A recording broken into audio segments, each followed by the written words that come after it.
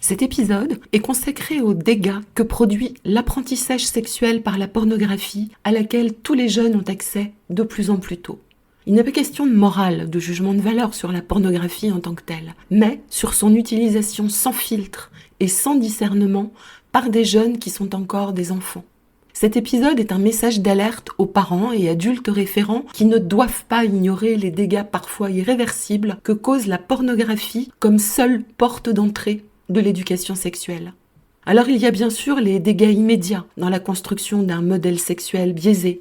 Et je voudrais aussi vous parler des répercussions moins visibles sur la sexualité des jeunes adultes et jeunes couples que j'ai pu rencontrer.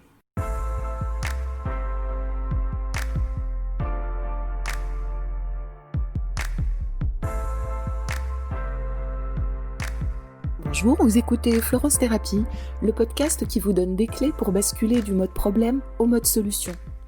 Je suis Florence Leroux, thérapeute, sexothérapeute et coach, et vous pouvez me retrouver sur le site Florence Thérapie. N'hésitez pas bien sûr à partager et commenter les épisodes qui vous intéressent et à vous abonner à ce podcast sur la plateforme de votre choix pour être notifié des prochains épisodes.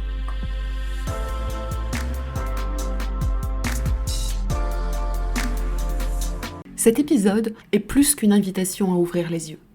Savez-vous que c'est en moyenne à l'âge de 10 ans qu'un enfant est confronté pour la première fois à la pornographie en ligne sans le moindre filtre ?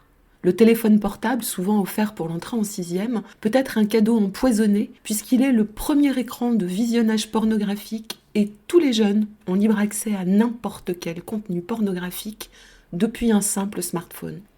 Les conséquences psychologiques et affectives de cette exposition sont dramatiques et certains pédopsychiatres parlent même de viol psychique. Pourtant, les parents restent naïfs et la plupart du temps n'ont pas conscience du danger que représente la jungle Internet pour ces jeunes qui sont encore des enfants.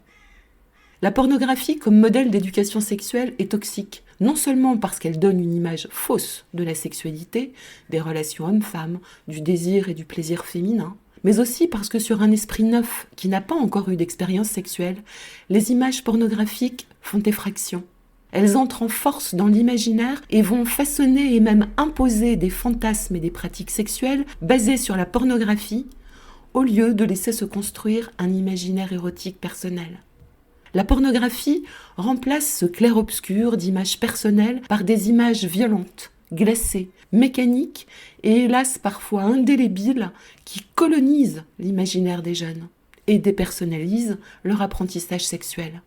Et le danger, c'est que beaucoup d'entre eux se sentent l'obligation de s'y conformer, surtout pour ne pas paraître coincés ou ignorants auprès de leurs amis. La pornographie réduit la sexualité à des images stéréotypées qui prétendent rendre compte de l'intégralité de ce qui se passe dans la rencontre intime, alors que dans ces films, le passage à l'acte est direct, sans jeu de séduction, sans préliminaire et surtout sans sentiment. Savez-vous que pour beaucoup de jeunes, la pornographie devient une référence normale qui banalise les pratiques sexuelles extrêmes ? Ils n'y voient plus de dimension transgressive. Le sexe sans intimité ni tendresse, voire avec bafouement du consentement, finit par devenir le modèle de comportement que les jeunes filles pensent devoir accepter. Et les garçons en viennent à considérer le consentement de leur partenaire comme dispensable, voire, pour certains d'entre eux, à considérer qu'un non est en fait un oui. Comme la pornographie impose des modèles et des stéréotypes, les filles ont tendance à se laisser faire, parce que le garçon légitime ses actes en disant que ce sont des pratiques normales. Et les filles ont peur d'être rejetées si elles ne s'y soumettent pas. Ouvrons les yeux, le porno de base est devenu très violent. Les pratiques sadomasochistes sont banalisées, les femmes se font étrangler, frapper. Il y a un déplacement de la norme auquel il est urgent de réagir. On ne peut pas laisser des petites filles grandir avec l'idée que c'est normal de se faire violenter. Savez-vous que beaucoup de gynécologues s'inquiètent du nombre croissant de viols de mineurs sur mineurs, de consultations pour des déchirures vaginales chez de très jeunes filles ? Savez-vous que de plus en plus de jeunes filles réclament des opérations de la vulve et que les demandes de génitoplastie sont de plus en plus nombreuses pour ressembler aux normes pornographiques ? Il est donc urgent d'ouvrir les yeux sur le danger de cette mécanisation des relations sexuelles, qui donne une vision technique et génitale de la sexualité, où les rapports entre hommes et femmes sont faussés. Les hommes sont des étalons toujours capables de donner du plaisir, et les femmes toujours prêtes à dire oui à tout moment. Je voudrais dire aux parents d'ouvrir les yeux et de ne pas laisser les jeunes se débrouiller seuls avec ce flux ininterrompu d'images de pratiques sexuelles souvent brutales, techniques et déshumanisées.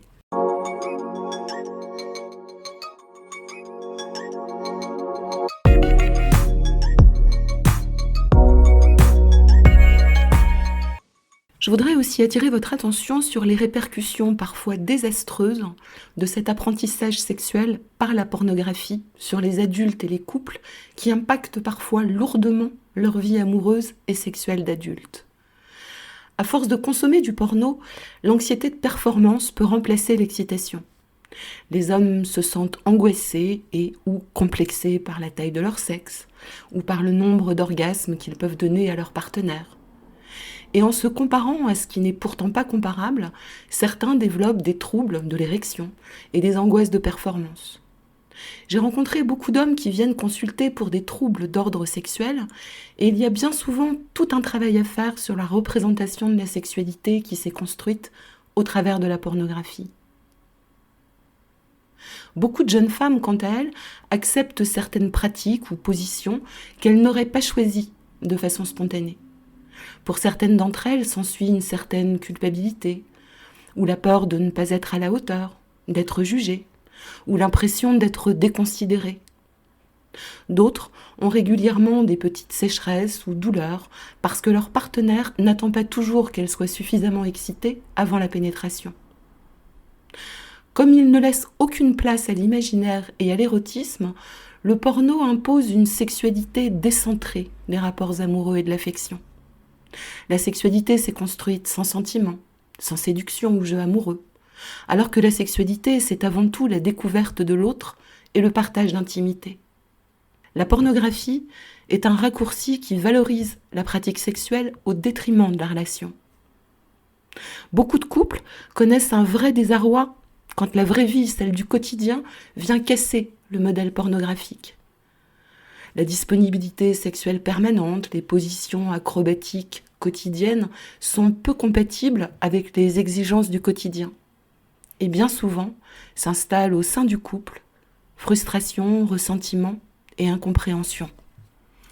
La pornographie, comme seul apprentissage de la sexualité, a appauvri l'imaginaire personnel, en imposant au spectateur d'entrer dans un scénario déjà écrit et rythmé.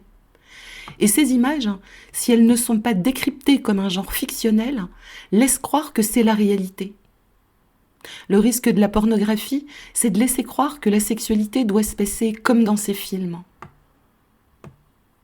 Les recettes que donnent ces films sur la manière d'obtenir du plaisir ont pour conséquence de nier la spécificité des individus, en ne prenant pas en considération leurs sentiments et leurs particularités, nous dit Michela Marzano, sexologue et médecin de l'éducation nationale. Mon conseil ? La pornographie peut faire croire aux jeunes que la sexualité, c'est uniquement des échanges génitaux, alors que dans la réalité, la sexualité, c'est aussi la tendresse, les caresses, la recherche du plaisir de l'autre. Ça peut aussi laisser faire croire aux jeunes que l'envie et la libido sont toujours activées. Dans la pornographie, tout le monde semble toujours consentant et prêt à tout. Mais dans la réalité, tout le monde ne veut pas d'une sexualité avec n'importe qui, n'importe où, n'importe comment et avec n'importe quoi. Notre rôle d'adulte face aux dégâts que produit la pornographie sans filtre et sans décryptage est essentiel. Premièrement, ne pas partir du principe que les jeunes ne tomberont pas sur du contenu pornographique. C'est naïf et irresponsable de faire l'autruche. Les jeunes ont besoin d'aide pour faire la différence entre la réalité et la fiction, d'où l'importance du dialogue ouvert, sans réaction excessive. Deuxièmement, il est très important de parler de sexualité avec les enfants sans émettre des avertissements moraux ou effrayants. C'est honteux, c'est sale, c'est dangereux, etc. Mais en mettant l'accent au contraire sur la douceur, la confiance, l'affection et le plaisir. Et surtout, expliquer la notion de consentement qui est essentielle dans l'éducation sexuelle. À une période où ils sont des volcans hormonaux sur pattes, si les jeunes n'ont aucune réponse à leurs questions légitimes sur la sexualité, la pornographie devient leur principale source d'information et c'est un vrai danger. Ouvrons les yeux.